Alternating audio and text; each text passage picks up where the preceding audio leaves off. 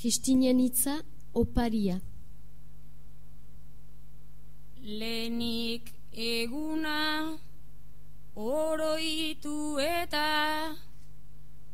egin behar da aukera, eta ondotik pasatzen gara, asko prezio artera, eta aisturrak eskutan hartu, tabiltzen dugu papera, naiz inguruan izan badudan, mila aukera ta denda, egiten sarri azten dut baina, oso gustora hartzen da.